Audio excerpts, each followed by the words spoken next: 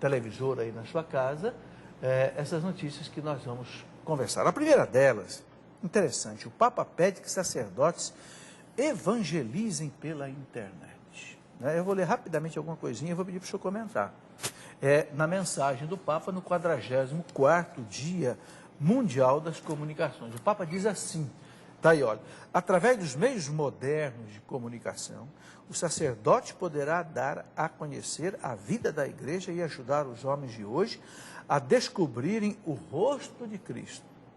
Conjugando o uso oportuno e competente de tais meios, adquirido já no período de formação, com uma sólida preparação teológica e uma espiritualidade sacerdotal forte, alimentada pelo diálogo contínuo com o Senhor. Está aí. Padre Paulo, eu tenho notado, o Papa está pedindo isso, mas eu tenho notado que já tem vários sacerdotes que já entraram na internet com tudo. Graças a Deus. O senhor tem o seu site, muito bom. O padre Demétrio de Niterói tem aquele site Presbíteros. Você lembra de mais algum assim que queira... Bom, a Cancelova mesmo tem aqui o blog, o próprio, os padres todos. O atual bispo auxiliar de Aracaju, do Henrique, já tem um site já de muitos anos, padrehenrique.com. Muito bom. Então, muito bom. Graças a Deus. O que mais o senhor quer comentar sobre isso? Então, eu acho que é importante nós considerarmos que, atualmente, os meios de comunicação no mundo inteiro estão nas mãos de pouquíssimas pessoas. E por isso, a igreja, quando ela quer passar a mensagem de Cristo, ela embate numa barreira, ou seja, numa espiral do silêncio. A grande verdade é que nós estamos sendo cercados por um grande silêncio. Hoje em dia, a igreja é combatida não diretamente, ela é combatida com o silêncio, com a indiferença, deixada de lado, barreiras. Nós não conseguimos que a mídia dê cobertura suficiente aos nossos eventos, às coisas que nós fazemos. Ora, a internet é a forma de ter acesso, de quebrar essa barreira do silêncio. A internet é a forma de nós termos o meio de comunicação barato, imediato, eficiente, não é? Porque enquanto para publicar um livro a gente precisa de um investimento, porque é dinheiro, porque significa ter uma editora, significa... Não, a internet, qualquer um escreve, um blog muitas vezes já pode ajudar as pessoas, não é? E quantas pessoas através da internet são verdadeiramente resgatadas. E é aqui uma coisa que a gente vê, né? Se a igreja já era católica antes, agora com a internet ela ficou mais católica ainda, porque a gente diz uma coisa em Cuiabá e está repercutindo no mundo inteiro. É impressionante, né? Como, por exemplo, eu dou o exemplo do meu site, porque eu digo sempre que o meu site é um site milagroso. Por quê?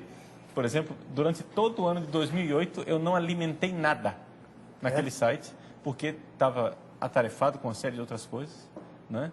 Não alimentei e mesmo assim ele continuou tendo um número de acessos diários assim estrondoso. Porque mostra que o site é www.padrepauloricardo.org. Isso. Ok? www.padrepauloricardo.org. Padre por extenso, né? Inclusive tem muitas matérias que a pessoa pode ouvir. Exato. Não é? São palestras gravadas, colocadas ali para a pessoa. Eu privilegiei muito essa coisa da mensagem oral, porque eu digo, o senhor é um escritor, professor, eu sou um falador. Né? Eu falo muito, né? Então, é através da linguagem falada que eu me comunico melhor. Tá certo. E então eu ponho na internet em MP3, a pessoa baixa, vai ouvindo no carro, leva para a academia. Quanta gente, né, faz ginástica e vai usando o tempo, aproveitando o tempo. Isso também é um fenômeno bastante moderno, essa coisa. Enquanto a televisão, você tem que ficar fixo lá, enquanto por escrito você tem que ter um tempo específico para aquilo, já a linguagem falada você vai ouvindo e vai aproveitando o seu tempo. E tem se evangelizado muito através disso. Eu acho, inclusive, Padre Paulo, muito importante que as pessoas que ainda não têm computador, ainda não aprenderam a usar o computador, que aprendam. Sim. As crianças têm muita facilidade, os jovens também, mas as pessoas mais velhas, da minha idade para frente, dos 60 para frente, já tem um pouco de medo do computador. Parece que o computador vai morder, né? Tem que aprender, porque é o que o Padre Paulo falou. É o meio de comunicação capaz de quebrar a espiral do silêncio. O que é essa espiral do silêncio, gente? Muitas vezes, a mídia, o meio de comunicação, fala uma linguagem e o povo está falando outra. Você vê, por exemplo, que no Brasil, 70% do povo é contra o aborto. Mas se você for fazer uma enquete lá na Câmara dos Deputados, você vai ver que é quase que o contrário. Exato. Há uma dicotomia, às vezes. Agora, quem é que pode fazer essa mensagem baixar até o povo de maneira rápida, barata? A internet.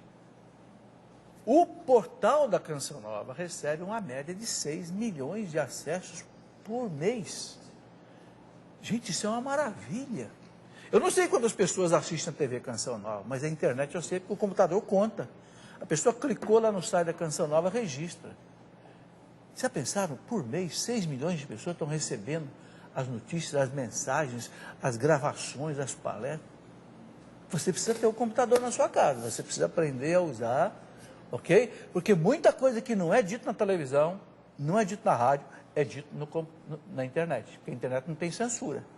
Tem um padre amigo meu lá no Rio de Janeiro, o Monsenhor Sérgio Costa Couto, ele sempre diz assim, olha, se você não souber como é que funciona a internet, pergunte para o seu netinho que ele sabe perfeitamente. É verdade. É verdade. Bom, Padre Paulo, outra notícia aqui. A Agência Espanhola de Medicamentos confirma graves efeitos físicos da pílula do dia seguinte. Olha, mais uma notícia médica dizendo que a pílula do dia seguinte é um perigo. Vejam, a notícia vem da Espanha, dia 18 de janeiro, fresquinha, tá? A Agência Espanhola de Medicamentos e Produtos Sanitários, dependente do Ministério de Sanidade, afirmou que existem sérias consequências físicas no uso da pílula do dia seguinte, como a gravidez ectópica e a aparição de tromboembolismo venoso. O tromboembolismo venoso é uma perigosa doença cardiovascular que se libera pela presença de um coágulo de sangue em uma veia profunda e seu perigo está condicionado pela possibilidade de que se desprenda e viaje e através do fluxo sanguíneo, podendo bloquear incluso uma veia dos pulmões. Aí causa o quê? Pode causar um infarto, pode causar uma embolia, coisas desse tipo, certo, Padre Paulo? Além do aspecto moral, né? Sim, porque isso... aqui, essa pesquisa está salientando as consequências para a mãe. Agora, as consequências para a criança que foi concebida, né?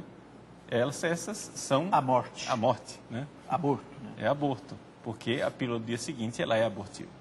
E agora, eu li esses dias, Padre Paulo, que inventaram uma pílula do dia seguinte mais poderosa ainda.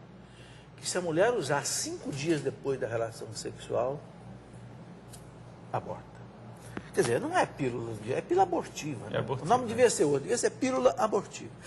É interessante essa notícia que houve uma pesquisa. Olha aqui, os resultados são eloquentes. Mais de 1.379 mulheres, está aí no plasma, aí, olha, mais de 1.379 mulheres que consumiram pelo menos uma dose, 426, notem bem, sofreram sangramentos, ou seja, 31% mais ou menos, 189 tiveram náuseas, 13%, fadiga, 13%, dor abdominal, baixo, 13%, 142 cefaleia, quer dizer, então está aí.